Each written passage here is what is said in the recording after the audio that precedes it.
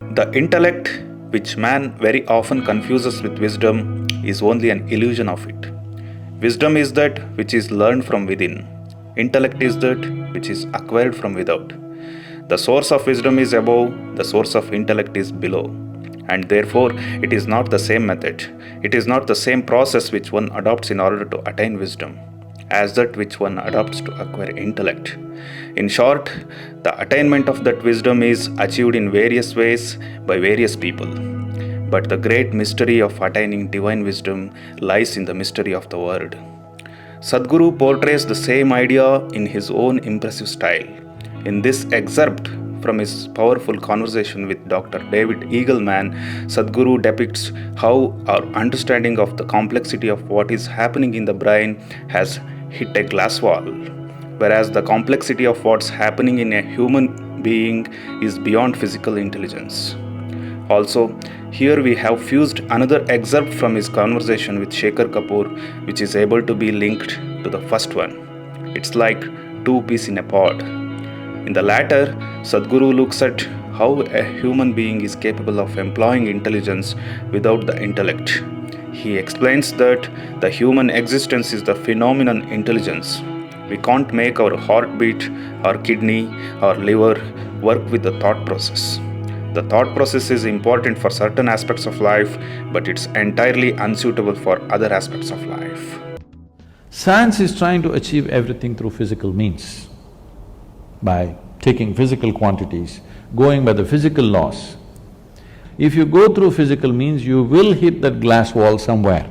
I think, in my perception, I'm not a scientist, I don't know all of it, but in my perception, I think the physicists are near the glass wall. They might not have hit it, they're near.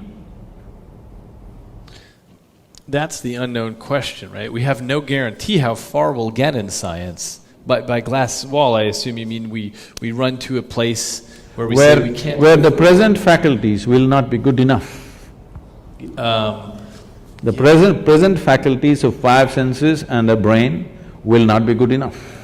They're building a simulator, brain simulator, you know. Yeah. Henry Markram is busy building this simulated brain. All that is fine, we are looking at the physical mechanics of what's happening.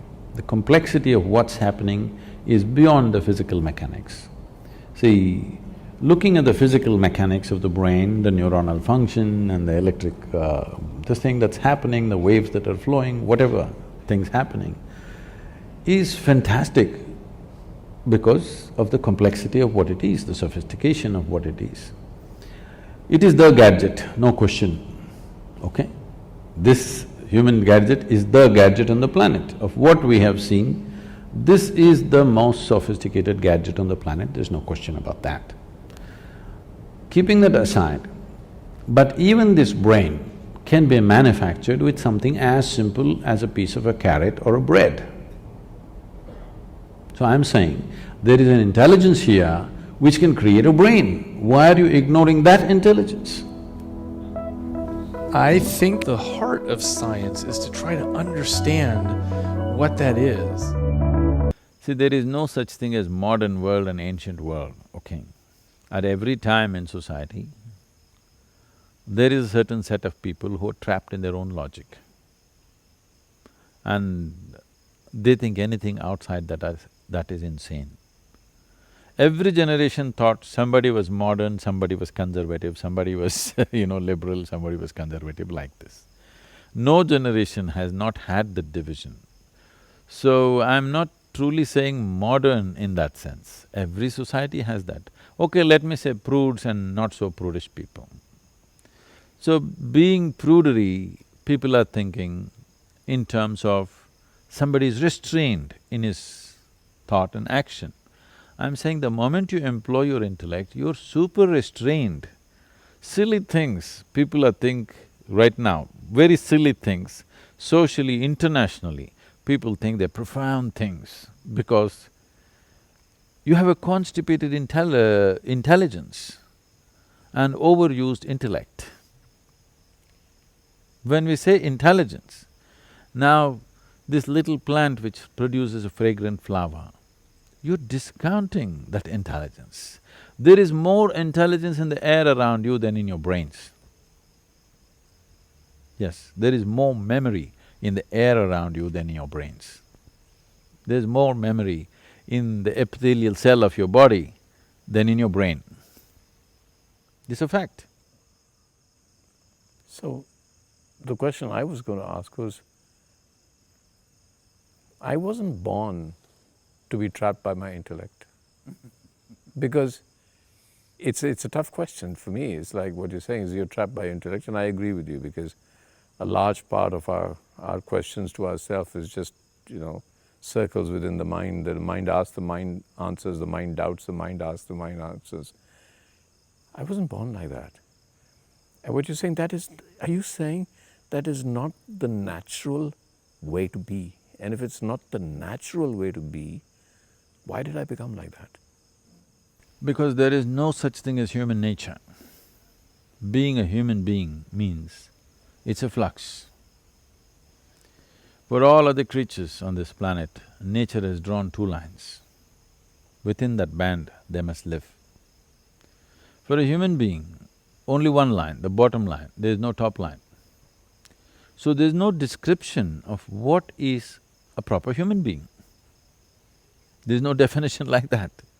Everybody thinks everybody else is wrong, isn't it? Yeah. Because there is no definition that this is what a good human being is. People are always trying to arrive at it. But when you impose the definition, all you will get is rebellion from many places.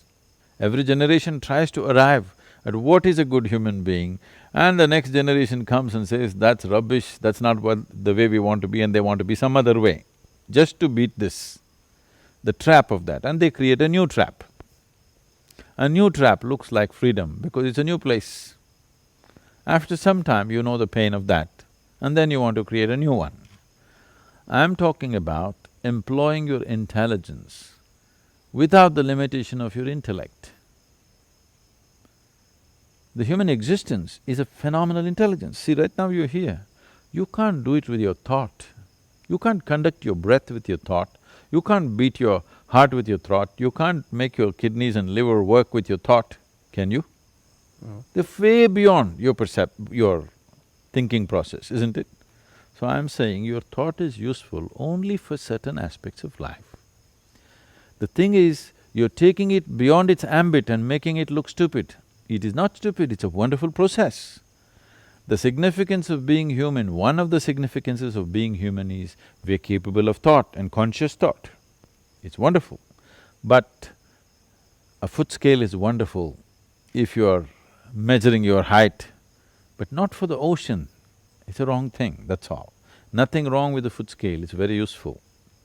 If you're a tailor, it's useful, if you're a mason, it's useful, if for so many things it's useful. But if you're an oceanographer, don't go with the foot scale, you're going to waste your time and life and come with wrong conclusions. You're trying to use your intellect beyond its ambit, that's all. So, you will end up coming to conclusions.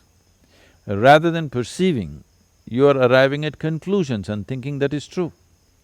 Whatever conclusions you make have nothing to do with reality. You're making conclusions with the limited data of information that you have gathered. It doesn't matter if you've eaten the libraries of the planet. Still, what you have with you compared to what the existence is, what the creation is, it is just a minuscule of knowledge. With this knowledge, you don't try to make a conclusion. It's bound to be wrong. Maybe you earned a PhD in a university, but you cannot know truth like that. You cannot know the nature of existence like that. So the best way is to open a window and simply look. You see at least one dimension of life, the way it is, not the way you think it is. Because the way you think is essentially dependent upon the limited data that you have gathered in your brain, in a memory system rather.